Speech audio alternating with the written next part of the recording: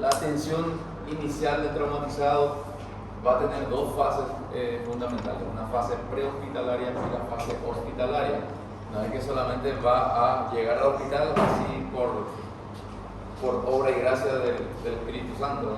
Tiene que pasar por una fase prehospitalaria, sobre todo los personas, acá por ejemplo el personal del cuerpo de bomberos son los que se dedican a eso, pero tiene que ser lo ideal es que sea un equipo, un sistema de atendimiento al traumatizado que se componga la fase prehospitalaria de un grupo o de un equipo donde tenga un paramédico especializado.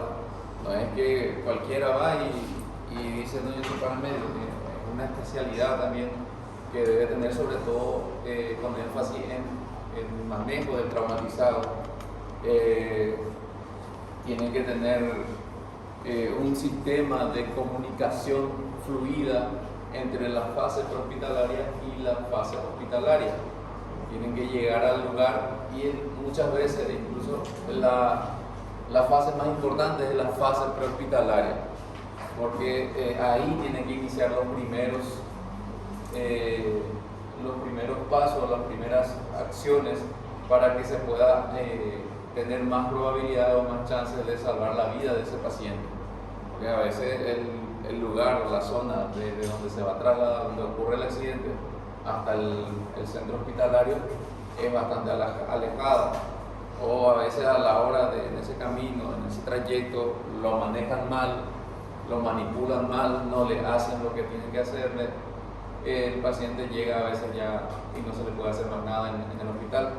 Por eso es que es importante la fase prehospitalaria, desde ahí tienen que iniciar las acciones para poder salvar o tener más chance de preservar la vida del paciente.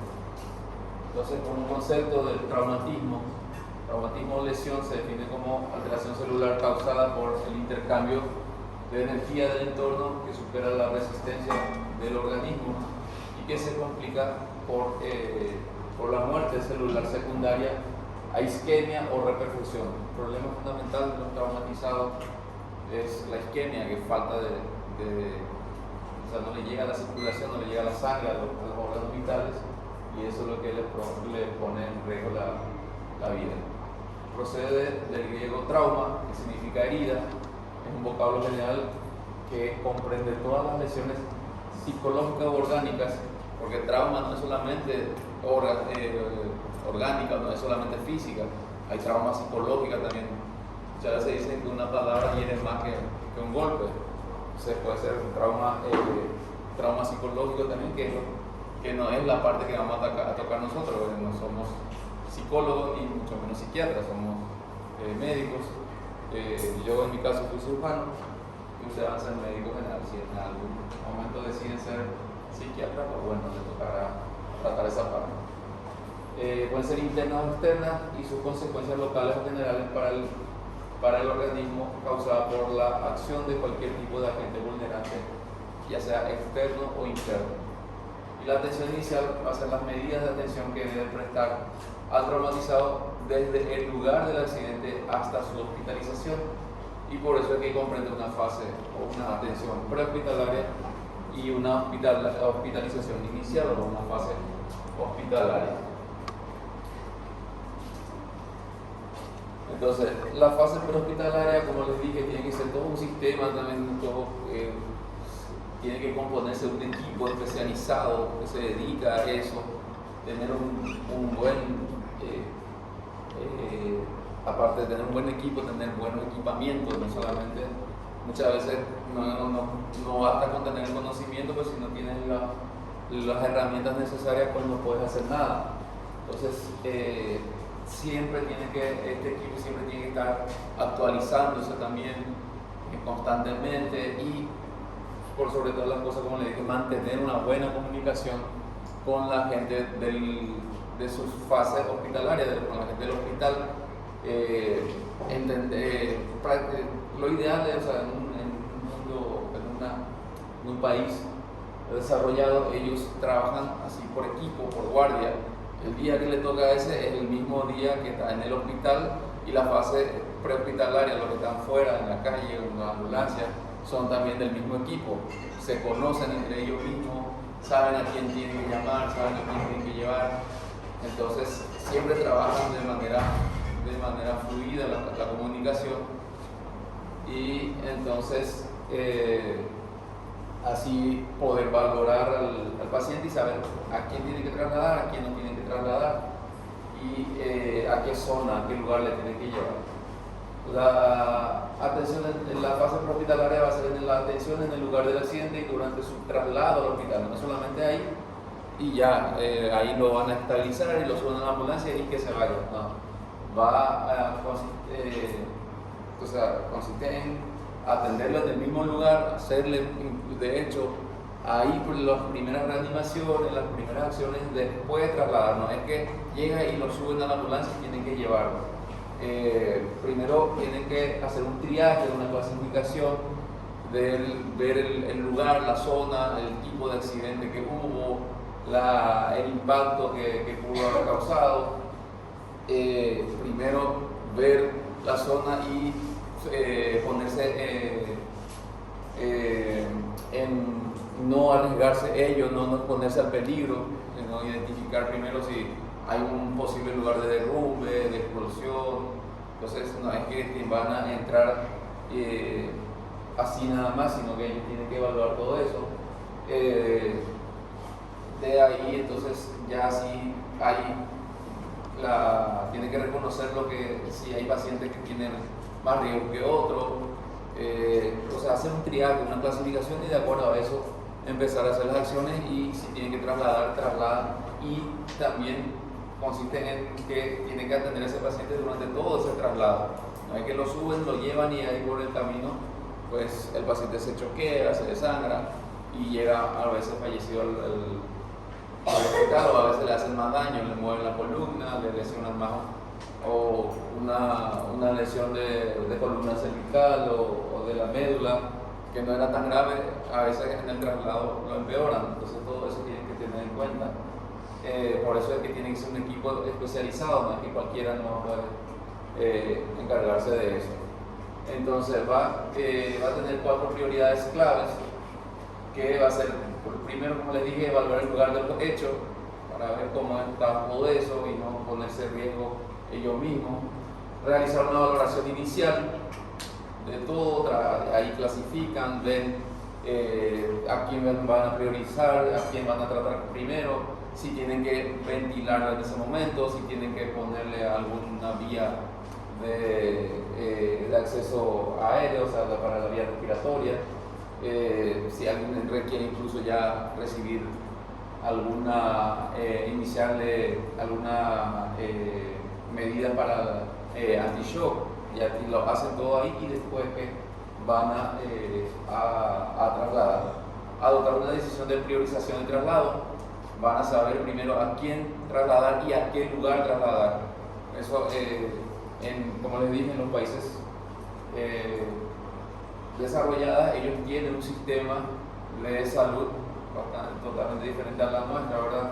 Que van a tener, aparte de sus hospitales generales, hospitales grandes, tienen un centro que es solamente traumatológico, el centro de trauma, donde están todas las especialidades que van a tratar al paciente politraumatizado, y no solamente especialidad, sino que tienen equipamiento para poder tratar a eso. Entonces ellos, los que trabajan en la fase prehospitalaria, conocen esos lugares y tienen que saber a qué paciente llevarlo allá, porque hay pacientes que, a pesar de que están traumatizados, no es necesario que lo lleven a los centros de trauma. Por ejemplo, acá en Paraguay nosotros tenemos el único hospital de trauma en Asunción, el hospital de trauma o emergencia médica, como se le conoce.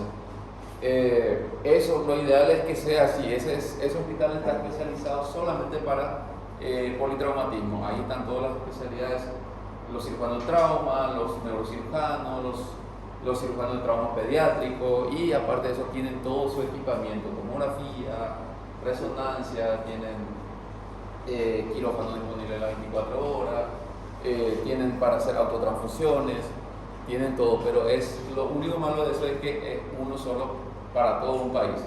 Lo ideal es que haya eso en cada región y aparte de eso estar el hospital que tiene que tener el hospital general.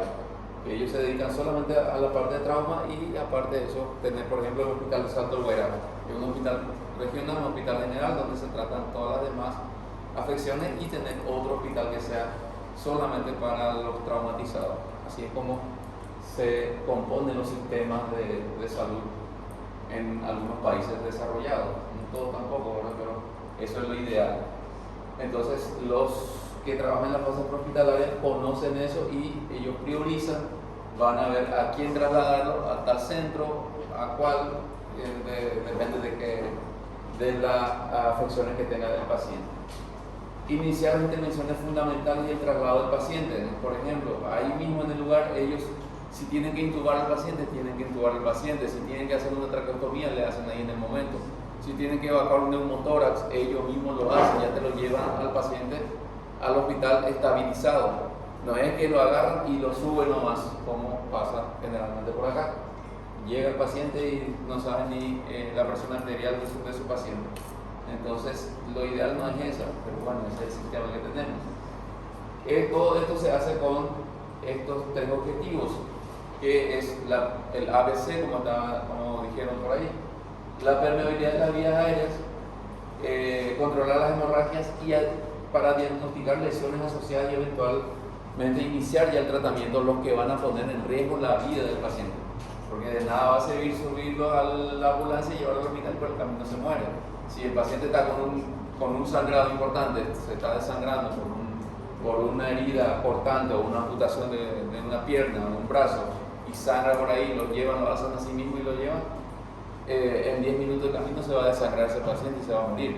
Entonces ellos primero van a tratar de cohibir esa hemorragia, hacer que el paciente no sangre más, estabilizarlo si ya está en un estado de shock, si el paciente está hipotenso, está taquicárdico, ya incluso ellos le canalizan una vía, le ponen suero, le ponen analgésico y ya lo lleva al hospital estabilizado. En caso de que haya algún problema en la vía respiratoria, la vía aérea, que no le entra aire al paciente porque tiene un cuerpo extraño, porque tiene una herida o un trauma en el cuello, que compromete la vía aérea, la tráquea, la laringe, por ejemplo, ellos ya van a entubar al paciente, incluso si necesita una traqueotomía, le hacen una traqueotomía o una picotiroidectomía, que es más fácil, ellos ya hacen esos primeros auxilios y ya llevan al paciente estable al hospital. Ese es el objetivo de las fases prehospitalarias, no es traslado nomás del paciente, es la atención y, en el lugar y durante el traslado del paciente hasta que llega al hospital. Por eso, pero como les dije, tiene que haber una comunicación fluida entre la fase prehospitalaria y la fase hospitalaria. Ya ahí en ese momento el líder del equipo de la fase prehospitalaria ya tiene que ponerse en contacto con el hospital, con el líder del equipo de ahí también y comunicarle ya de que hay un accidente,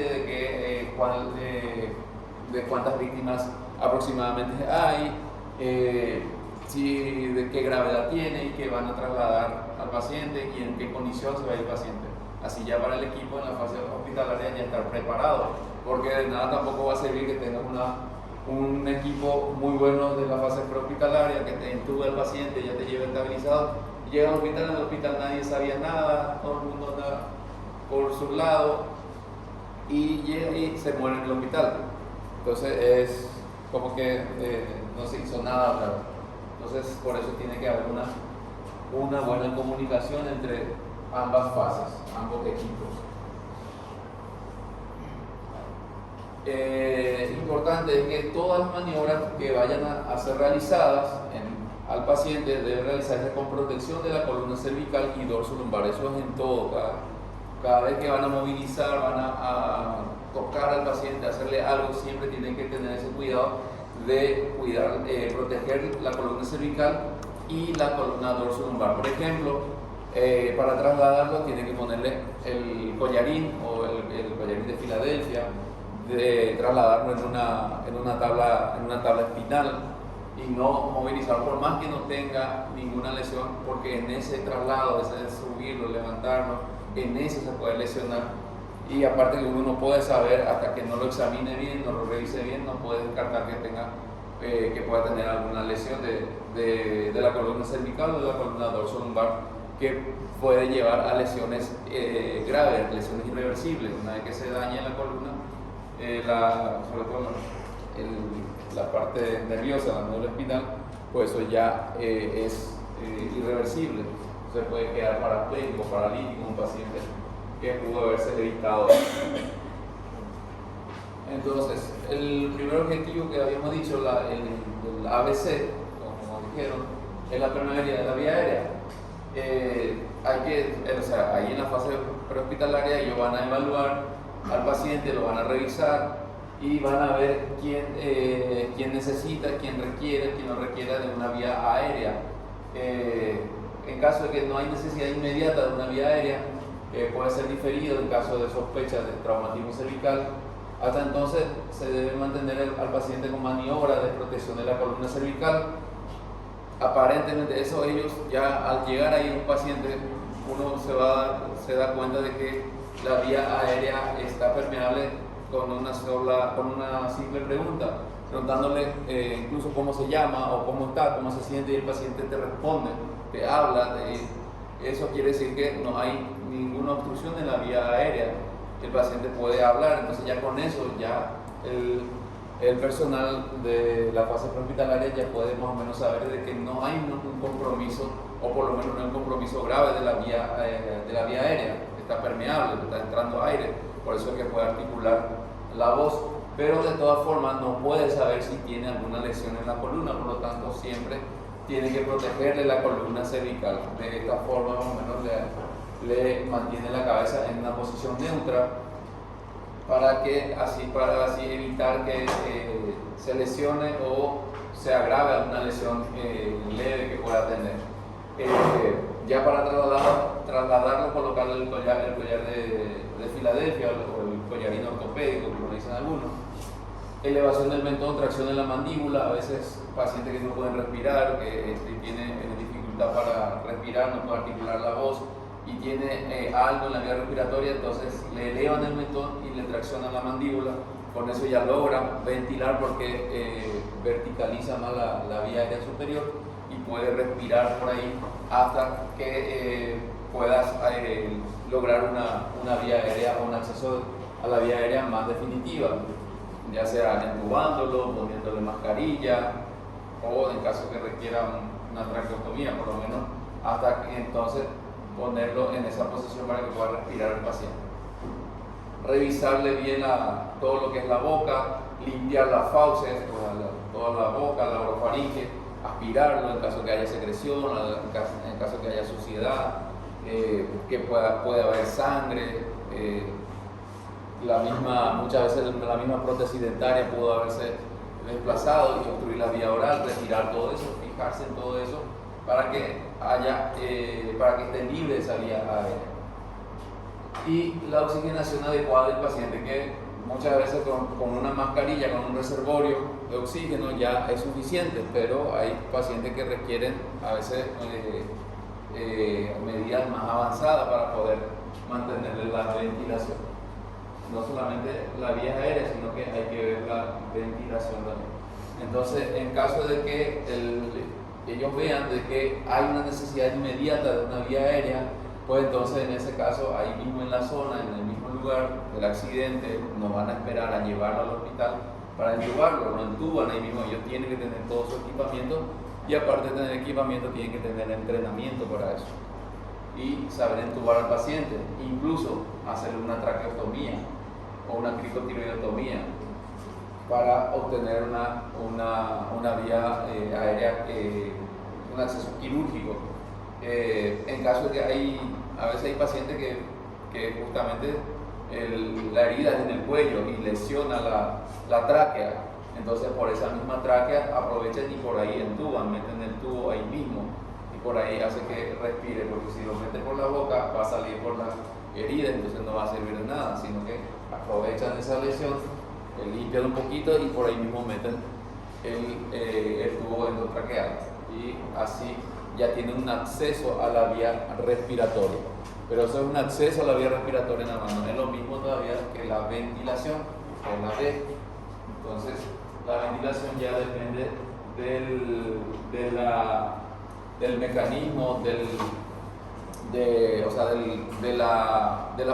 la función de los pulmones, porque muchas veces el paciente sí no tiene ningún problema en la parte de la vía aérea, entra aire, pero los pulmones no se expanden, los pulmones son los que no están funcionando. ¿Por qué? Porque tiene un neumotórax, tiene un neumotórax, tiene una contusión pulmonar. Entonces el pulmón de nada le sirve que le entre aire, pero el pulmón no se expande, no funciona. Entonces hay que tratar esa lesión. Es también un neumotórax de tensión, sobre todo, que puede matar al paciente de forma rápida. Entonces tiene que evacuar el aire, hacer una toracocentesia, una pleurotomía o un tubo de drenaje pleural. El C, la letra C, de control de hemorragia. Hay que tratar de controlar la hemorragia lo más rápido posible, porque esa pérdida de sangre puede llevar al estado de shock, un shock povolémico, que es lo que más sufre un paciente traumatizado, pierde sangre. Entonces, esa pérdida de sangre hace que también a veces el paciente está inconsciente y eso hace que no pueda respirar. De nada sirve que tenga una vía aérea y el paciente no puede respirar porque está inconsciente, porque tuvo una pérdida masiva de sangre. Entonces hay que mantener un buen control hemodinámico y tratar de empezar a tratar ya el shock hipovolémico, ponerle vía, ponerle suero, soluciones cristaloides y cohibir la hemorragia, tratar de parar ese sangrado. Parar el sangrado no es agarrar pinza y pinzar las arterias o tratar de suturarlo en el lugar. No, es lo primero, si hay acceso, hacerle digitopunción con el dedo o apretarlo, comprimir la herida para que deje de sangrar, tratar de hacerle un buen vendaje para que deje de sangrar y nunca tratar de pinzar o de suturar, porque eso hace que pierda más tiempo. El pinzado así a ciega, está sangrando, uno no ve qué es lo que está pinzando, puede pinzar algún nervio, lesionar algún nervio, el nervio cuando se lesiona pues ya es irreversible. Este es un dispositivo que es un poco actualizado, que es con lo que se hace los torniquetes, que antiguamente se utilizaban mucho los torniquetes, sobre todo cuando hay sangrado profuso en las extremidades, en las piernas, en los brazos, para que pueda trasladarse el paciente hasta el lugar hasta un hospital y no se desangre.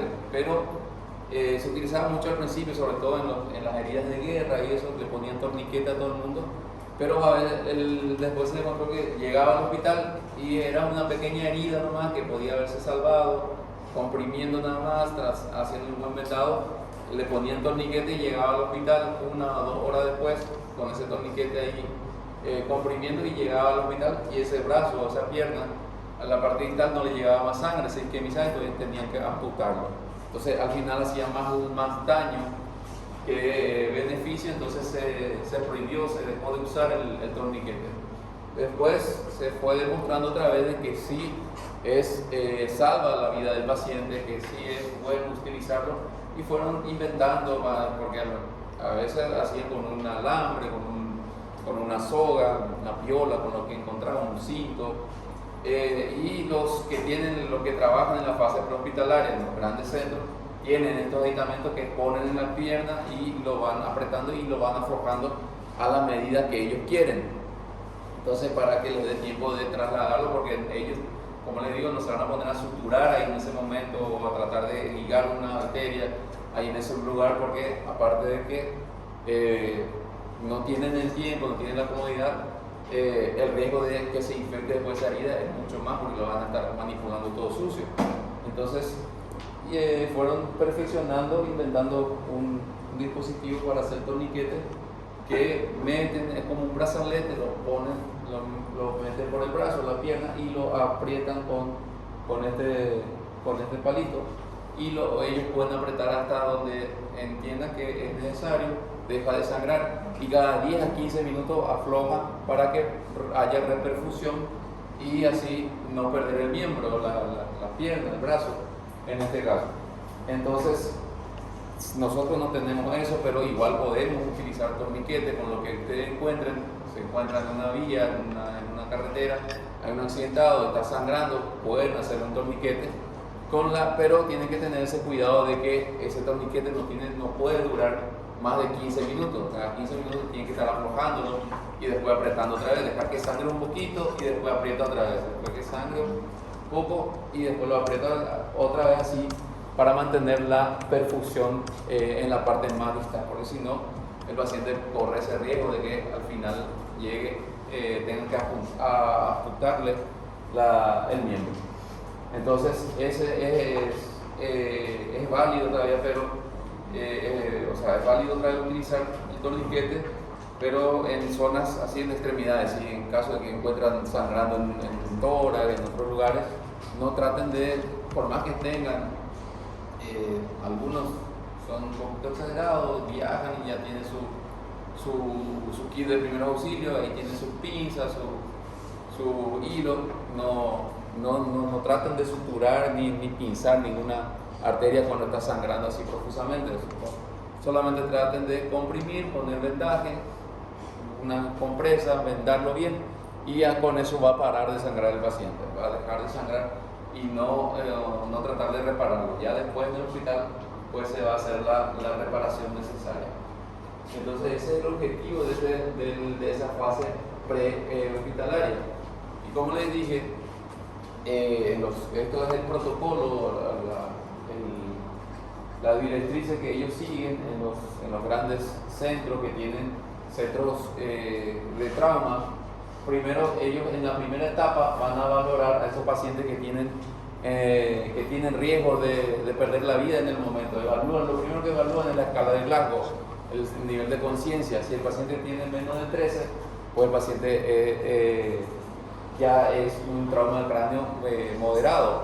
Entonces incluso ya requiere de intubación, o sea, tiene un trauma del cráneo, tiene algo en la cabeza que va a requerir ser evaluado por un neurocirujano. Entonces lo llevan al centro de atención de mayor nivel, que es centro de trauma. Por ejemplo, en este caso, en nuestro caso, acá en Paraguay, serían los que tienen que ir directo al hospital de trauma, a la emergencia médica de Asunción.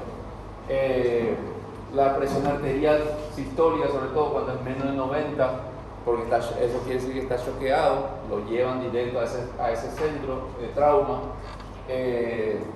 Vamos a suponer, acá nosotros tenemos dos hospitales. Está el Hospital Regional de Salto Vera y al lado está el hospital o acá en el otro extremo está el hospital de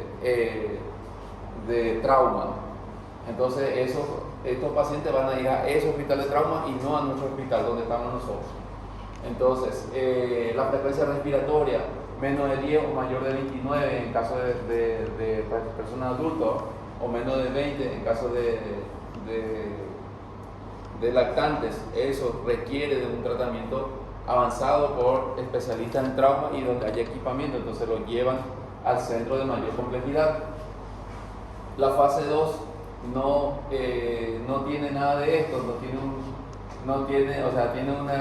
una escala de Glasgow 14 en 15 o 15 en 15, tiene una buena presión arterial, 100 milímetros de mercurio, la frecuencia respiratoria está estable, pero entonces evalúan la parte anatómica, dónde están las lesiones que sean penetrantes en el cráneo, en el cuello, en tronco, en las extremidades proximales, raíz del muslo, en la parte más proximal del brazo, que haya aplastamiento en los miembros inferiores o los miembros superiores, heridas avulsivas, no tienen pulso.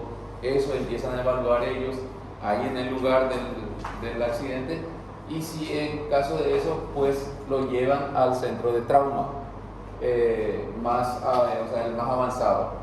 Si no es así, entonces van a la tercera evaluación, la tercera fase, donde van a evaluar, ya depende de la edad del paciente, el incluso la cinemática del accidente. En caso de que una caída, en caso de adultos si es más de 6 metros, en niños si es más de 3 metros, lo llevan al centro traumatológico, o si no, lo pueden llevar a otro hospital, a un hospital general donde haya cirujanos generales, haya médicos, que no necesariamente va a requerir la evaluación de un cirujano en trauma o un neurocirujano. Entonces, el objetivo de la fase 1 y fase 2 es identificar esos pacientes de los que van a requerir ser trasladados al hospital de mayor avance en cuanto a atención a traumatizados. El resto de los pacientes entonces ya depende de su gravedad y se puede llevar incluso a un hospital general, a un centro de salud. Entonces no es necesariamente a todos los traumatizados hay que llevarlo al centro de trauma. Así también ellos evitan sobrecargar su sistema, porque hay pacientes que a veces van y no requieren, no hacen falta que esté ahí. Aunque lo vea un médico, un cirujano general, ya era suficiente. Los casos que nosotros, por ejemplo, podemos tratar en nuestro hospital, nosotros estamos para tratar estos casos nomás, no estos casos. Pero sin embargo nosotros absorbemos todo, a nosotros nos llega todo porque no tenemos un hospital de referencia. O sea, sí tenemos, pero es muy lejos y no se va a poder trasladar, porque eso también tienen que tener en cuenta. El personal de la fase prehospitalaria tienen que saber también la distancia, por eso ellos tienen sus jurisdicciones, saben hasta dónde pueden trasladar, porque si es muy lejos, un traslado más de 1 hora, más de 2 horas, pues ya no cumple objetivo. Entonces tienen que priorizar también eso. En caso de nosotros, Asunción, de aquí a que llegue a Asunción son 4 o 5 horas, el paciente se desangra, ya no tiene sentido hacer ese traslado. Entonces todo recibimos nosotros, pero lo ideal es trabajar así con este protocolo, evalúan ellos y de acuerdo a eso van mandando a los centros de asistencia de mayor complejidad. Y hay otros casos que nosotros nomás podemos resolver, una pequeña sutura, limpiarle la herida, suturarlo, hacerle un rayo X, su ecografía, observarlo y ya con eso ya está. Y entonces no se sobrecarga el sistema de salud. Eso también en los accidentes de tránsito, sobre todo, ellos van a clasificar si son de múltiples víctimas. Eso quiere decir que son varias víctimas, pero no supera todavía la capacidad de su atención del hospital. Por más que sean 3, 4, eso ya depende de cada hospital también, de cómo está equipado. Puede ser 10 pacientes, 10 accidentados, hay 10 personas heridas, pero esas 10 personas heridas no excede todavía su capacidad. Ellos tienen el equipamiento y el personal necesario todavía para atender a los 10. Hay otros hospitales que con 3 ya sobrepasa su capacidad, entonces ya es un accidente masivo para ellos. Clasifican en múltiples víctimas y accidentes masivos. Y ese de múltiple y masivo depende mucho del centro. Para nosotros masivo es una persona nada más. En otro centro 10 personas es múltiple nada más, porque ellos pueden absorber a los 10 accidentados, tienen quirófano para los 10 accidentados, tienen personal para los 10 accidentados y lo atienden sin ningún problema. Sin embargo, hay otros hospitales que con 3 ya es masivo para ellos, ya supera su capacidad. Entonces eso también tiene que manejar el personal prehospitalario. Acá este hospital no nos va a abastecer, tenemos 4 víctimas, tenemos que llevarlo al otro centro que tiene mayor capacidad. Entonces se comunican con ese centro y le informan la situación y llevan para allá. Todo eso tiene que tener un sistema de atención al politraumatizado. Y en la fase hospitalaria, ya aunque ustedes no lo crean, este es nuestro hospital, somos nosotros, esperando a nuestro paciente traumatizado. Así estamos equipados. ¿Lo creen ustedes? ¿No lo creen? Ese es acá nuestro hospital. Tienen nuestra área de traumatizados. Ellos tienen un área exclusivamente para atender a esos pacientes. Ya están todos equipados, esperando al paciente porque ya lo avisaron, y tienen que tener siempre un líder del equipo. Hay un líder que va a dirigir a todo ese equipo, que generalmente es el cirujano ya sea cirujano general o un cirujano de trauma. El líder no quiere decir que va a ser el que más sabe, el que más de más antigüedad, o el que va a realizar todo, sino el líder es el que va a estar en contacto con la fase prehospitalaria, revisando todo ahí en el hospital, avisándole a todo el mundo, avisa al del rayo X, al ecografista, al tomografista, a las enfermeras que preparen los sueros, que tengan todos los guantes, que estén todo ya preparado, que haya sueros calentados o sueros tibios. En trauma hay que tener mucho cuidado con la temperatura. El paciente sufre mucho de hipotermia y esa hipotermia le lleva al paciente a una mala función orgánica, sobre todo problemas con la coagulación. No tiene una buena coagulación, el paciente se desangra y se puede morir, hace una acidosis. Entonces hay que cuidar el ambiente y una de las formas es tener suelos tibios, 35 a 40 grados aproximadamente, y meterle el suelo tibio y no el suelo frío que está en el ambiente, y eso le va a dar hipotermia al paciente. Entonces el líder es el que va a tener todo eso en cuenta, tener todo preparado, tener un área donde tengan, incluso es un área de quirófano, ahí mismo ellos pueden, si es necesario, ahí ellos van a abrir el tórax, ahí van a abrir el abdomen y hacer todo lo que tiene que hacer en la primera intención. Y ya después, en una segunda fase, pues se hace las reparaciones o lo que tengan que hacer, el tratamiento definitivo. Pero acá es para para salvar la vida del paciente, para tratar las lesiones que ponen en riesgo de forma inmediata la vida del paciente. Entonces, en las bases hospitalarias, así debe de estar equipado, y hay una serie de cosas que tienen que tener disponibilidad de un área de reanimación para pacientes traumatizados, así como vieron en la foto. Ahí tenían un mini quirófano, tienen todos monitores, tienen máquina de anestesia, tienen desfibrilador, tienen todo ahí en esa zona, equipo de vía aérea adecuado y operativo, tienen que tener laringoscopio, tubos endotraqueales. Pero el líder del equipo tiene que, en ese tiempo que le avisan que va a venir el paciente, tiene que revisar todo este equipo, porque de nada sirve que el laringoscopio está muy nuevito, su cajita, todo muy bonito, y justo el laringoscopio no tiene pila, no tiene batería y no funciona. Todo eso tiene que prevenir, que puede pasar, parece una bobería, pero puede pasar, tener siempre una pila de reserva. Entonces el líder ya tiene que ver todo eso, revisar todo, que estén todos funcionantes, que hayan tubos endotraqueales de todas las medidas. Si dicen que dentro de la víctima vienen niños, pues tener tubos endotraqueales que son especiales para niños, que algunos son más finitos, son más pequeños, algunas son una mascarilla. De ser necesario, contar con un cirujano pediátrico o un especialista en manejo de vía aérea en pacientes pediátricos, un pediatra general. Tener todo ya eso verificado. Deben estar organizados, probados y estratégicamente almacenados para su fácil acceso. No es que sí tenemos tubo, pero hay que, como pasa mucho en nuestra urgencia, llega el paciente, empezamos a denme tubo, y las enfermeras entran, salen, dan vueltas, no saben, ni ellos saben dónde están los tubos endotraqueales, no saben dónde está la vía, ¿no? Es un lindo y a veces. Entonces, hay que tiene que estar todo organizado, todo el suelo bien organizado, el guante, todo ya en un lugar bien organizado para que uno pueda acceder más fácil a eso y lo más rápido posible.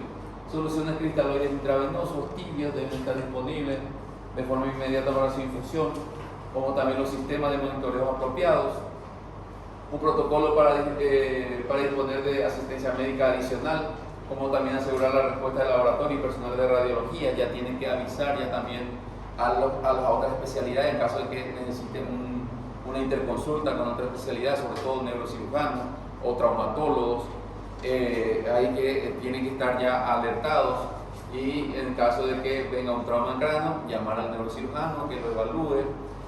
Si hay un fracturado, que venga el traumatólogo y estabilice la fractura, avisarle ya a la gente del laboratorio. Lo ideal es tener un laboratorio exclusivo para la urgencia, la parte de radiología, que traiga su rayo X portátil, que lo haga ahí el rayo X ahí en el lugar del paciente, que haya, que esté disponible un equipo de un ecógrafo para hacer un ecofaz, una ecografía ahí en el lugar, ahí en la camilla del paciente, para detectar si hay alguna hemorragia interna, sobre todo en abdomen. Y acuerdos de traslado con centros de trauma verificados deben ser previamente establecidos y operacionales. Ya tiene que haber también una comunicación, por ejemplo, nosotros tenemos que tener una comunicación fluida también con el hospital ese que les digo, que está en Asunción, emergencia médica. En caso de que nosotros no podemos resolver, pues ya informarles directamente a ellos que vamos a trasladarle a ese paciente porque nosotros no tenemos la capacidad de resolver. Entonces ya, por más que ya estemos en un hospital, en una fase hospitalaria, puede ser que sobrepase otra vez la capacidad y hay que mandarlo otra vez a otro centro más avanzado, otro traslado, y ese traslado tiene que ya estar coordinado directamente. Mientras se está haciendo todas las primeras, los primeros pasos, la reanimación, poniéndole suero, estabilizando la fractura, ya el líder del equipo ya tiene que estar en comunicación con el hospital, con el otro hospital de mayor nivel para poder coordinar su traslado. Entonces así es más o menos debe de estar organizado en la fase hospitalaria. La fase hospitalaria, cuando llega el paciente, lo primero que tenemos que hacer es el ABCDE, como dijeron. El ABC era antiguamente, era el vía aérea, ventilación y la circulación, hasta ahí nomás ABC. Eso ha quedado atrás, se ha actualizado y ahora es ABCDE ya en la fase hospitalaria. En la fase prehospitalaria, pues ahí sí es ABC todavía. Ellos priorizan esas tres cosas nomás y ya te lo llevan al hospital. Ahí cuando llega al hospital, ahí usted tiene que empezar otra vez de cero, a hacerle la primera evaluación a su paciente, por más que ya viene entubado, por más que ya viene con oxígeno, incluso conectado a un ventilador mecánico, ya viene con un tubo en la pleura, ya el paciente viene con todo, ya ustedes prácticamente no tienen que hacer nada, pero igual hay que hacerle el ABCD otra vez, que empezar de nuevo la vía aérea, la ventilación, la circulación, o sea, las tres cosas que ya habíamos visto, más las déficits, o sea, el déficit neurológico, la parte neurológica, y la la exposición y el cuidado del ambiente. Hay que exponer, hay que desnudar al paciente, quitarle toda la ropa que tenga puesto, y para poder revisar bien para que no se nos escape ninguna herida, alguna lesión que haya pasado por alto, que no se identificó en la fase prehospitalaria, entonces nosotros descubrimos en el hospital. Entonces, ¿por qué vamos a hacer otra vez la vía aérea si ya el paciente viene intubado, ya viene con una traqueostomía, le hicieron todo bien los paramédicos? Pero, ¿qué puede pasar? En el camino, en el traslado, pudo haberse movido, pudo salir del lugar el tubo, se obstruyó, pues, vino un coágulo de sangre y coaguló, el paciente no está ventilando, no le está entrando aire, a lo mejor justo le tocó el paramédico menos adiestrado, o es nuevo, no hizo bien, muchas cosas pueden pasar. Entonces usted tiene que, es como hacer la historia clínica también rutinaria, volver a hacer, por más que ya viene un diagnóstico, igual usted tiene que volver a hacer todo de nuevo. Y es lo mismo, volver a revisar todo el paciente. La vía aérea, revisar el paciente, oxigenar al paciente, tratar de que le entre aire, abrir la vía aérea, limpiar la orofaringe, maniobrar la permeabilidad, mantener la permeabilidad de la vía aérea, hacer una vía aérea definitiva en caso que haga falta, porque el paciente vino con por ejemplo, vino con una cricotiroidotomía. Eso es algo transitorio, nada más puede taparse, puede salir, entonces hay que hacer una traqueostomía definitiva para mantener la vía aérea permeable. Ahora le vamos a pasar la lista, ratito y seguimos.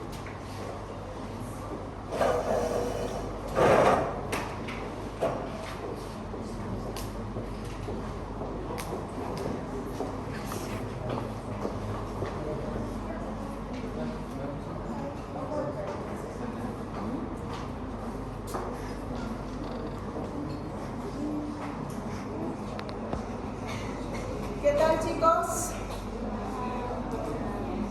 Voy a llamar la lista un ratito, si pueden escuchar, por favor. Alana Taiser. Aline Cristina. Alison Herminio. Andrés Masuccini. Ana Flavia. Arthur Oliver. Bárbara Fernanda. Bárbara Cavani. Beatriz Ferro. Bianca Costa. Brenda Camili. Caio Vinicius. Carolina Torres. Celeste Noemí. Daniel Biobesan. Daniel Suárez. David César. Edicley Rodríguez. Eduardo Marcomini. Eduardo André. Elker Enrique. Emerson Rodrigo. Erika Judith. Esteban Luis. Estigarribia María José. Ever Hugo. Fernando Augusto. Francieli Natalie. Gabriela Díaz. Gustavo Rapagni. Israel de Souza. Isabel Custer. Jefferson Rodríguez. Julia Aparecida. Buen día. Joan Ferreira. Joan Hiroshi. Karina Reyes. Karini Díaz. Kerole Milenia. Kevin Adriano. Lara Cristina. Larisa Gabriele. Leandro Rivero. Luana Beatriz. Luana Vanina. Lucas Caiki. Hoy Tá passado 30 dias. Nada? Não. Ele foi fazer cirurgia, mas ele não mental. ¿Quién es Pervis? Lucas Rodríguez. Luz Marielle. Marcela David. María Aparecida. María Eduarda. María Julia Ártigo. María Julia Policelli. María Julia González. Mariana Favero. Mariana Simón. Mateo Acosta. Mayara Campos. Maisa Bisoni. Michelle Aires. Michelle Wagner. Milagro Soledad. Milena Dos Santos. Milene Alves. Moacir Álvarez.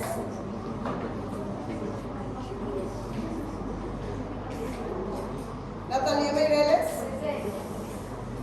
Natalie Gabriela. Nicolás Kenzo. Patricia Costa. Patricia Sutesco. Pedro Antonio. Pietro Abreu. Rafaela Fernández. Rayane Gómez. Renan Antonio. Richard Vía. Robert Alexis. Sabrina Santos. Samira Rodríguez. Stephanie Muller. Tamiris. Vinicius. ¿A quién no le llamé? Le llamé a todos. Gracias.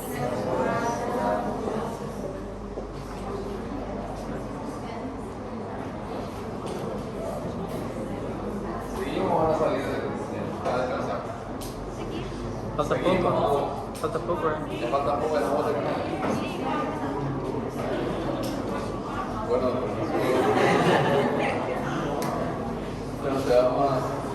la doctora quiere continuar, así que vamos a tener que seguir. Entonces, el objetivo de la atención inicial es la ABCD. Tenemos que ver la parte de la vía aérea, la ventilación, como les dije. De nada nos va a servir que el paciente tenga sus tubos, tenga la vía aérea bien permeable, venga ya con una traqueostomía, pero no puede ventilar, o sea, no tiene pulmones, sus pulmones no están trabajando. Entonces ahí entra la ventilación, no es lo mismo la vía aérea que la ventilación, que pueda expandirse esos pulmones. Entonces tenemos que valorar ahí la insuficiencia respiratoria, en caso de que haya alguna lesión del parénquima pulmonar, que haya sobre todo acá hay que identificar dos cosas, el neumotórax, sobre todo el neumotórax a tensión, y el neumotórax masivo. El neumotórax quiere decir que tenga sangre dentro de la cavidad pleural. Entonces hay que evacuar eso. Si no evacúan eso, el pulmón no se va a expandir, no va a poder respirar, no va a ventilar el paciente y eso es grave. Entonces, con esa intención, ¿cómo lo van a hacer? Descubrir el paciente, revisarle el tórax, ver la frecuencia respiratoria del paciente, escuchar si tiene algún quejido, mirar el tórax, si tiene algún tiraje, alguna deformidad del tórax. Cuando está respirando, en vez de que se expanda el tórax, lo que hace es que se hunde el tórax. Hay un movimiento, un bolet costal o un bamboleo, un baile del tórax. Ese es el bolet costal, que cuando hay fractura, sobre todo fractura de dos o más costillas, que las fracturas son contiguas y paralelas, pueden producir esa inestabilidad torácica. Cuando hay fractura del esternón, el paciente, en vez de expandir el tórax, que hace es hundirlo. Eso es lo que se conoce como bolet costal o un tórax inestable. En caso de que haya eso, pues hay que estabilizarlo, auscultar al paciente para ver si tiene buena entrada bilateral de aire, si está entrando aire o no. Si ustedes auscultan y no escuchan que entre aire de un lado, es porque hay alguna obstrucción, lo más probable es que sea un neumotórax. Palpar el tórax, palpando muchas veces ya uno se da cuenta de que tiene un neumotórax.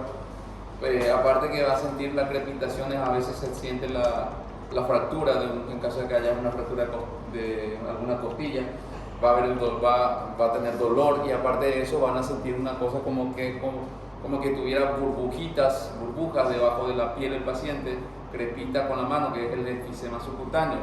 El paciente no tiene ninguna herida en el tórax y viene de un lado más grande, no se escucha la auscultación, tiene taquipneico, y al tocar usted esa zona siente como burbuja, es porque el pulmón en algún lado está perforado y está saliendo aire de la pleura a la cavidad pleural, entre la pared del tórax y el pulmón. En esa zona, en esa pleura, se está acumulando aire, y eso hay que evacuar, porque si no el paciente no expande y hace un paro respiratorio, y eso puede poner en peligro la vida del paciente.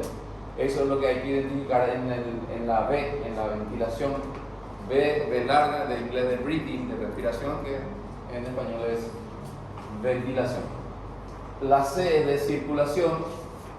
Acá lo mismo, tenemos que tratar de contener hemorragia, verificar si hay alguna hemorragia, y entonces tratar de ver si es hemorragia externa, pero también vienen las hemorragias internas, que son las que no vemos y muchas veces son las que ponen en peligro la vida del paciente, porque el paciente empieza a sangrar por adentro y se choquea el paciente, viene con signos de shock. Entonces ahí hay que ver la parte de los signos de shock. El paciente está sudoroso, está pálido, está taquicárdico, los signos vitales hay que medirle. Cuando uno está haciendo esa evaluación, como le dije, tiene que haber un equipo hay que trabajar en equipo, entonces lo demás, la licenciada, los estudiantes mismos ya tienen que ir midiéndole los signos vitales al paciente, ver su frecuencia cardíaca, presión arterial. Entonces, para tratar de identificar en caso de que haya un shock hipovolémico o pérdida de sangre, porque a veces no vemos, no es una hemorragia externa, sino que está sangrando internamente. ¿Cuáles son las zonas donde más va a sangrar?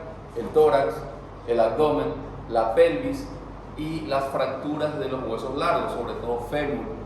Cuando el paciente viene con una fractura de fémur, a veces no tiene nada en el abdomen, no tiene nada en el tórax, pero se fracturó, tuvo un golpe directo en el... Sí, ya vamos terminado. Tiene un golpe directo en el muslo, se fractura y ese le puede causar un shock hipovolémico. El paciente se puede desangrar y uno no ve, no está sangrando hacia afuera, sino que sangra por debajo de la piel y produce un sangrado interno, un sangrado oculto, y puede llevar a poner en riesgo la vida de nuestro paciente. Entonces, todo eso tenemos que ocultar el corazón, que haya latido cardíaco, porque un latido cardíaco apagado o disminuido puede hablar a favor de un taponamiento cardíaco. El paciente está sangrando en el saco pericárdico y eso hace, el saco pericárdico es chiquitito, da justito para que el corazón se expanda, lata. Entonces, cuando se llena ese saco, el corazón no puede moverse, se queda quieto. Entonces, eso es lo que se conoce como taponamiento cardíaco. Entonces, hay que evacuar esa sangre para que el corazón pueda empezar a latir otra vez. Entonces, eso es el objetivo de la circulación. Muchas veces acá en esta parte, ya estando en el hospital, tampoco nos da tiempo de suturar la herida, o en caso de que sea una hemorragia externa, o de ponerle pinzas, sino que vendar nada más también, cambiar el vendado, porque ya vino vendado pero está sangrando igual, entonces comprimir un poco más, revisar el torniquete, si viene con un torniquete, entonces volver a hacer otro vendado hasta que uno pueda estabilizar al paciente y después llevarlo al quirófano, suturarlo, hacer lo que haya que hacer, reparar de forma definitiva esa lesión, pero muchas veces no da tiempo para suturar en ese momento, hay que priorizar las lesiones. Y esto ABCDE no es que vamos a hacer así uno atrás de otro, o sea, primero voy a hacer la A, después voy a hacer la B, es sistemática. Incluso a veces ya cuando uno está haciendo, el otro médico está haciendo la otra parte, está revisando ya los pulmones, está ocultando mientras uno le está limpiando la boca, le está intubando, el otro médico, el otro cirujano ya está ocultando, le está revisando el abdomen, le está haciendo el ecofaz.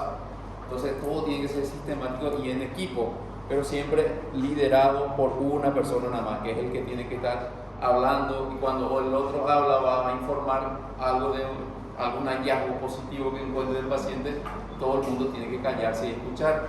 No es hablar todo el mundo al mismo tiempo y se forma el alboroto ahí, no se sabe qué fue lo que pasó.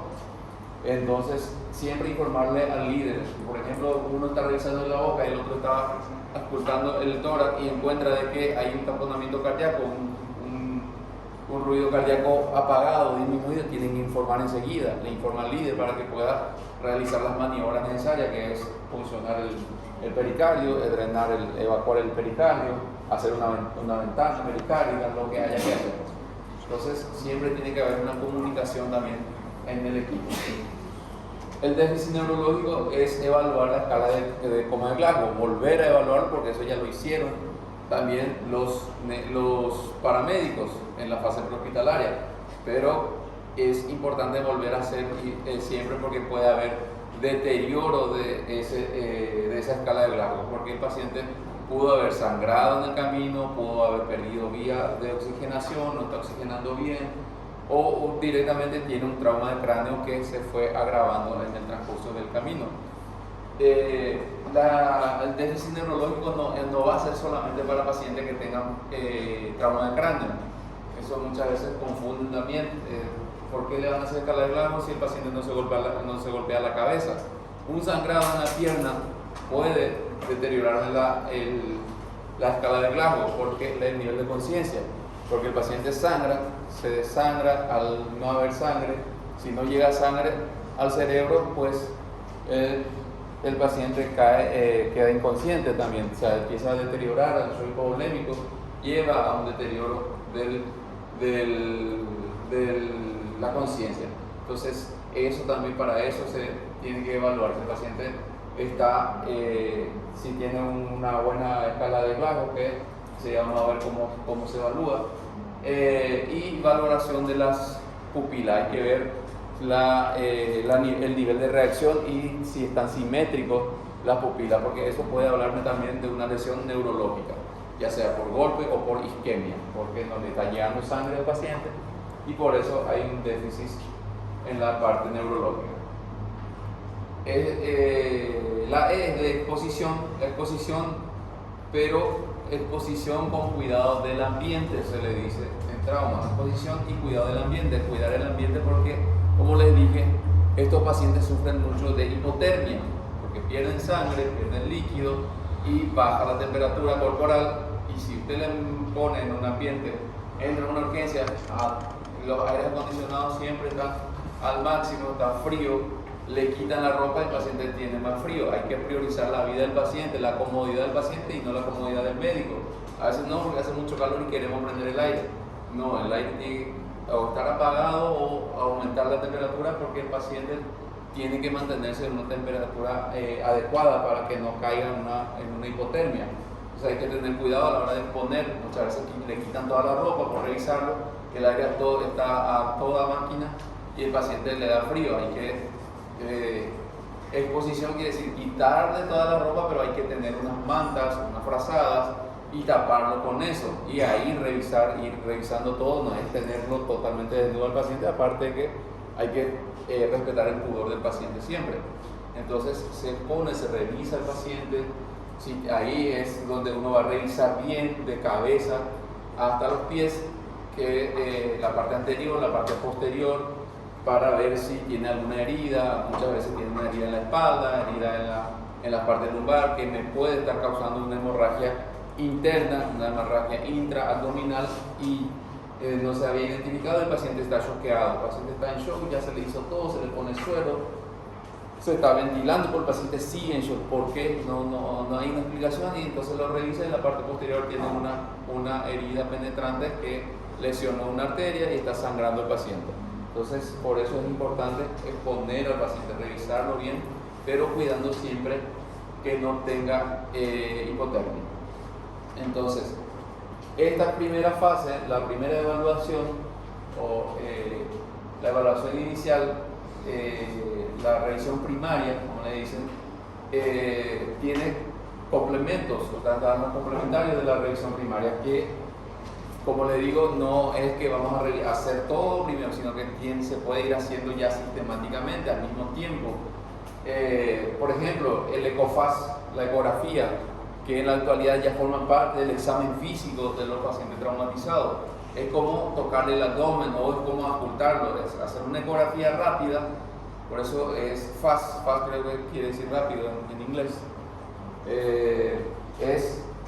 El FAST quiere decir de verlo por foco, focus abdominal sistema trauma, algo así, o sonographic trauma quiere decir. Entonces es por ver por foco, o sea, en un lugar específico nada más donde puede estar sangrando, que es epigastrio, hipocondrio derecho, hipocondrio izquierdo y en la zona en el del hipogastrio. Solamente esas cuatro partes se revisa con la ecografía, es con el fin de saber si tiene sangre o no el paciente. No es para saber que el vaso está dañado o está lesionado, o si el hígado está lesionado. No es para ver eso, sino es para saber tiene líquido o no tiene líquido, y forma parte del examen físico. Es un complemento de la primera evaluación. ¿Por qué? Para hacer esa ecografía no hace falta trasladar al paciente, no pone en riesgo la vida del paciente porque no es invasivo, es rápido y se puede hacer en la misma camilla. No hay que llevarlo a otra sala para hacerle la ecografía, sino que ahí mismo, en la misma sala de urgencias, tiene que haber un ecógrafo portátil, y con eso agarra el ecógrafo, el transductor, le ponen el abdomen, revisa, ves, hay líquido, no hay líquido. Si no hay líquido, se pone ECOFAS negativo y ya se deja ahí. 30 minutos después se vuelve a hacer, porque a veces no se ve al instante, y después de 30 minutos se vuelve a realizar y ya se puede ver la presencia del líquido. Si hay líquido, esa es la causa del shock. tipo volémico del paciente, está sangrando por adentro, hay que operarlo, se le abre el abdomen y se revisa dónde es que sangra. Es para eso nada más. También hay otros complementarios que hay que ir haciendo ya también, como con la colocación de sonda vesical y sonda nasogástrica.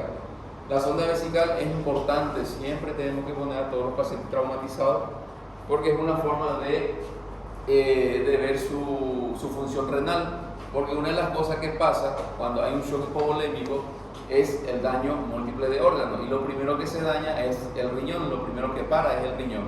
Trata de parar para que haya una redistribución para todo el organismo, priorizar los órganos vitales, y entonces en vez de perder líquido por ahí, redistribuye, manda al cerebro, manda al corazón, porque el paciente no tiene sangre, entonces necesita líquido para seguir sobreviviendo. Entonces es una forma de medir si no hay algún fallo orgánico, y lo primero es el riñón. Entonces se pone sonda vesical para medir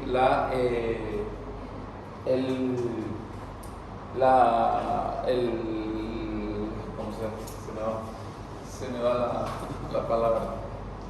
Para medir su diuresis, para saber cómo está orinando el paciente, para medir la diuresis, es importante eso. Y aparte de eso, la sonda vesical, al poner la sonda vesical, nos ayuda también en caso de que estemos sospechando un trauma renal, para descartarlo. Si usted pone una sonda vesical y empieza a salir sangre, es porque hay lesión renal, pero puede ser que también cuando pone la sonda vesical lesiona la uretra, y por eso nomás que está sangrando. Entonces puede confundir, también te puede ayudar, pero también te puede confundir.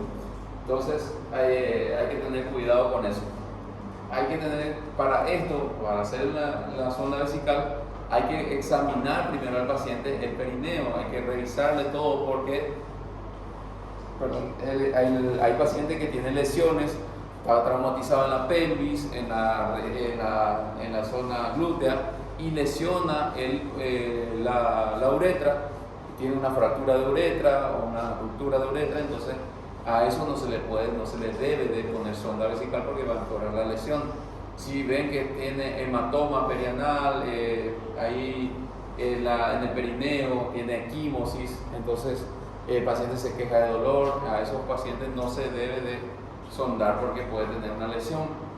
Lo ideal en esos casos es hacer un urograma, una uretrografía retrógrada, hacer una radiografía de la uretra, pero por ejemplo nosotros no tenemos eso, y entonces ahí es el problema. A veces tenemos que valorar qué va a servir más, revisar bien y tratar de ponerme con cuidado para no lesionar más, pero lo ideal es hacer eso. La sonda nasogástrica es importante, hay que poner sonda nasogástrica para comprimir el estómago. Generalmente son pacientes que accidentados, vienen después de tomar bebida alcohólica, después de una farra, comió mucho, el estómago lleno, y con todo el traumatismo, con todo el politrauma que tiene, el paciente tiene vómito, y ese vómito puede broncoaspirar, y entonces puede empeorar la situación. Entonces por eso es importante ponerle la sonda nasogástrica para evitar esa broncoaspiración, que disminuye el riesgo, pero no lo evita. Disminuye el riesgo de broncoaspiración, pero no evita, porque hay comidas sólidas, sustancias sólidas, espesas, no va a poder salir por la sonda nasogástrica, y igual el paciente va a vomitar, y esos alimentos sólidos puede broncoaspirar al paciente y producirle un paro respiratorio. Pero bueno, disminuye un poco más el riesgo. Por eso es importante poner nasogástrica, pero hay que tener también cuidado, no a todos le vamos a poner sonda nasogástrica. Paciente que viene con un trauma de cráneo, con sospecha de fractura de base de cráneo o de la parte del etmoide, no se le debe de poner sonda nasogástrica, porque va a poner por la nariz, y en vez de ir al estómago va a meter al cerebro la sonda nasogástrica, porque acá está comunicado. Entonces a esos pacientes no se le debe poner. En todo caso, si hace mucha falta, pues hay que ponerlo orogástrico, por la boca, para entrar directo al esófago y así estar seguro de que va hacia abajo y no hacia el cerebro. Ha habido casos que se le pone sonda nasogástrica, está fracturado y la sonda nasogástrica está en el cerebro. Entonces eso sí es grave también. En ese complemento ya después también después de hacer toda la evaluación primaria, se debe de hacer radiografía de tórax y de pelvis, pero con un equipo portátil. Tiene que ser en la camilla del paciente. No es que vamos a sacar a nuestro paciente y lo vamos a mandar al departamento de radiología. El radiólogo va a venir ahí, va a poner ahí su equipo y le va a tomar la radiografía ahí en su cama. Nunca se prioriza ningún complementario, ningún estudio a un paciente en un paciente inestable. Primero se hace todo esto con el fin de estabilizar al paciente. Por ejemplo, que tenga su vía aérea, que esté ventilando, si tuvo una neumotora, evacuar el neumotora, ponerle su sonda, si está sangrando, cohibir esa hemorragia primero. Incluso si es una hemorragia interna y hay que abrir el abdomen, se le abre el abdomen o el tórax, se abre y se cohibe la hemorragia. Después de eso es que se va a realizar los estudios, si quiere hacerle tomografía, si quiere hacerle ecografía, después de que está estable. El paciente nunca inestable. Por eso es que hay que hacer primero esto. Y los complementarios sí se pueden hacer porque estos se hace en el mismo momento, no te hace perder el tiempo. Lo que uno va haciendo una parte, ya el otro ya le puede estar haciendo el ecofal, el otro ya le puede estar poniendo la zona vesical, la zona nasogástrica, forma parte de la primera evaluación. Ya una vez que ya está estable el paciente, ya incluso se le abrió el tórax, se le masajeó el corazón, se le suturó el corazón, después se estabilizó el paciente, ahí vamos a hacer una revisión secundaria. Vamos a volver a examinar a nuestro paciente por segunda vez, lo vamos a revisar otra vez, pero con más tiempo, más detallado. Eso puede ser en el mismo día, incluso puede ser al día siguiente ya de que haya llegado al hospital. Hay que volver a hacer y ahí ya vamos a hacer una anamnesis amplia, vamos a hacer una historia clínica, la historia clínica como tal. Y entonces, en caso que no podamos interrogar al paciente, vamos a interrogar a los acompañantes, a las personas que lo trajeron, los que vieron cómo fue el accidente. Hay que preguntarle del accidente, en la zona del accidente, cómo fue, si hubo incluso fallecido. Amplia quiere decir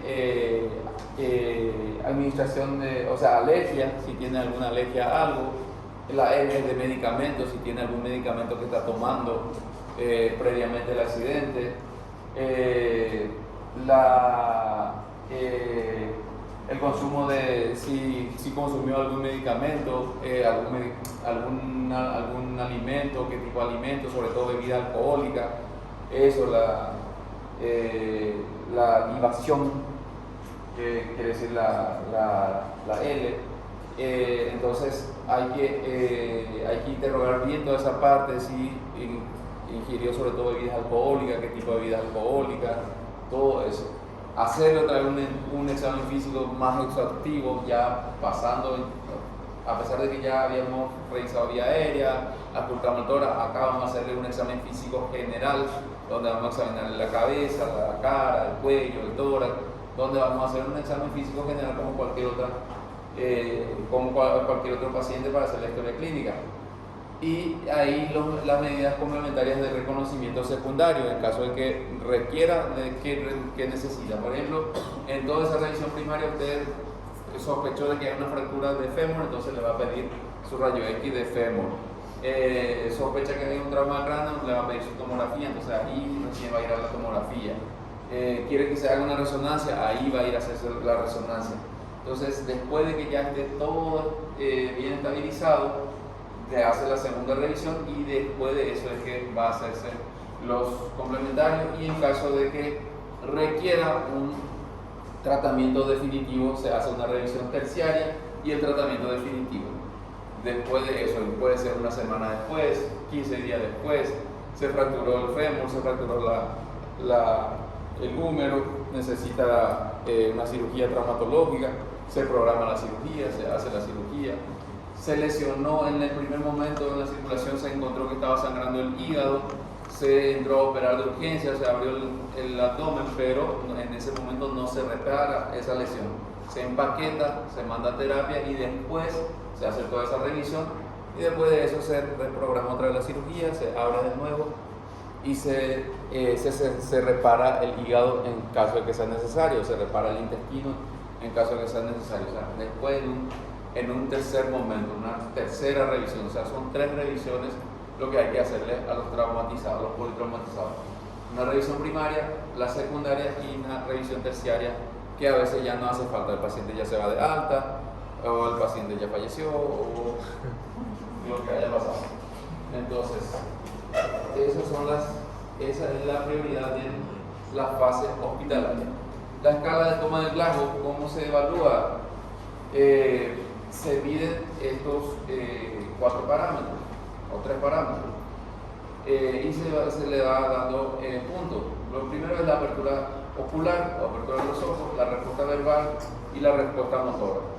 Si tiene apertura de los ojos espontánea, o sea, el paciente llega mirando, conversando con ustedes, entonces tiene 4 puntos, está consciente. Solamente a la voz, o sea, está dormido el paciente, pero cuando usted le habla, abre los ojos, te mira y después deja de hablarle, se duerme otra vez, le da 3 puntos. No abre los ojos ni aunque usted le hable, entonces tiene que estimularle con dolor, pellizcar al paciente, pincharlo con algo, y ahí como que responde, mira, abre los ojos un ratito y se duerme otra vez, entonces 2 puntos. Y si no hace ninguna reacción de tratar de abrir los ojos ni con el dolor, entonces 1 punto. Se le da así, de 4, 3, 2, 1. Respuesta verbal, está orientado, el paciente sabe su nombre, sabe dónde vive, cuántos años tiene, su número de cédula. Usted le va hablando y te responde, está bien orientado, 5 puntos. Está un poco confuso, se acuerda, pero no se acuerda bien de lo que le pasó, pero habla, 4 puntos. Habla pero de forma inapropiada, dice incoherencia, no tiene sentido lo que dice, te habla de otra cosa, entonces se le da 3 puntos. Habla pero no se entiende lo que dice, incomprensible, 2 puntos. No habla nada, entonces no hay ninguna respuesta, se le da 1 punto. Y así, respuesta motora también se le va poniendo los puntos que de acuerdo a los parámetros. ¿Y cómo se interpreta eso? La puntuación tiene que ser de 3 a 15. Lo óptimo es 15. De menor a 3 ya es incompatible con la vida. El paciente ya está muerto. Menos de 3 de la escala de Glasgow, el paciente ya es porque no tiene signo de vida. Si tiene de 13 a 15 es un trauma moderado. Si tiene de 8 a 12 es de 13 a 15 es leve, de 8 a 12 es moderado y de 3 a 8 es grave. Ya por debajo de 12 generalmente ya requiere de intubación del paciente, porque el paciente no puede ventilar por sí solo, no puede respirar por sí solo. Y ahí entra la importancia de la vía aérea. No es solamente porque tenga alguna lesión o alguna obstrucción en la vía aérea, es que hay que ponerle alguna vía, sino que el paciente, si está inconsciente, tiene un Glasgow menos de 12, el paciente está inconsciente, está en coma, no va a poder respirar. Si no puede respirar, no le entra aire, no ventila, se va a morir el paciente. Entonces, en estos casos hay que entubar, hay que ponerle traqueostomía. Entonces, para eso también sirve, no es solamente porque tenga daño neurológico. El paciente está choqueado porque se desangró, no tiene sangre, está choqueado, está inconsciente, no va a poder respirar, tiene un Glasgow de 10, de 11, hay que entubar al paciente para que el paciente pueda respirar.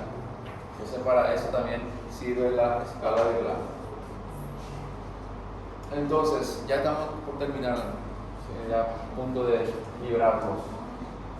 Lesiones, tenemos que identificar, o sea, todo esto que hicimos, la atención primaria, sobre todo la revisión primaria, es con el objetivo de identificar las lesiones que van a poner en riesgo la vida del paciente en ese momento. Hay otros que ponen en riesgo la vida del paciente, pero un poco más a largo plazo, o sea, puede esperar un poco más. Entonces, lo que ponen de forma inmediata en riesgo la vida del paciente van a ser en la parte respiratoria, la obstrucción de la vía respiratoria. Si no entra aire, el paciente no va a poder respirar, se va a morir. La lesión de la vía respiratoria, una lesión en la laringe, una lesión en la tráquea, como vieron en la imagen que tuvieron que ponerle el tubo por ahí. Eso hay que identificar y hay que ponerle tubo para que el paciente pueda entrar al aire. En la parte respiratoria, en la B, es el neumotórax a tensión, el neumotórax abierto, la fuga masiva de aire y el tórax flácido con contusión pulmonar subyacente. Eso van a poner en riesgo la vida del paciente, se va a morir si usted no lo trata. Por más que usted le ponga traqueostomía o lo entube brillantemente, pero si tiene un neumotórax a tensión, el paciente no ventila y se va a morir. En la parte de circulación, el shock hemorrágico, el paciente está sangrando masivamente, en un neumotórax, un hemoperitoneo, fractura pélvica, tiene taponamiento cardíaco o tiene una herida cardíaca que sangra, o una herida en la aorta. Eso se va a desangrar el paciente, por más que usted le ponga su tubo endotraqueal, por más que no tenga neumotórax o tenga ya evacuado, si sigue sangrando el paciente se va a desangrar y llega un shock hemorrágico y se muere. La discapacidad, la hemorragia intracraneal con efecto de masa, empieza a sangrar y a aumentar cada vez más y aumenta la presión intracraneal, actúa como si fuera una masa, un tumor que está comprimiendo la estructura. Eso lo puede llevar a una parálisis definitiva o incluso puede enclavar el paciente y se puede morir. Lesión de la columna cervical, si usted no tiene cuidado con el cuello y le lesiona más, el paciente se lesiona la columna cervical, lesiona médula espinal, el paciente queda paralítico, parapléjico para toda la vida, o incluso eso puede llevarle a un shock neurogénico y lo puede matar. ¿Está bien? Entonces, eso es lo que tienen que tratar de identificar en esa revisión inicial del paciente. ¿Alguna pregunta? ¿Alguna duda? ¿Entendieron algo? Sí, seguro. Qué bueno, eso es muy bueno. Entonces, esto lo pueden revisar en este libro, pero la verdad no les recomiendo, está muy desactualizado este libro para este tema.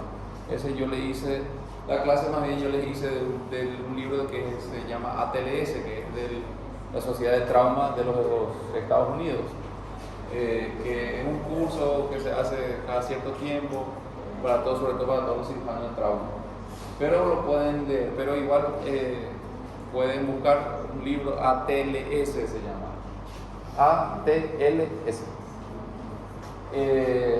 Pero en este libro está en el capítulo 20. Pero la verdad está muy... Entonces, si no hay preguntas, muchas gracias y nos vemos en la próxima.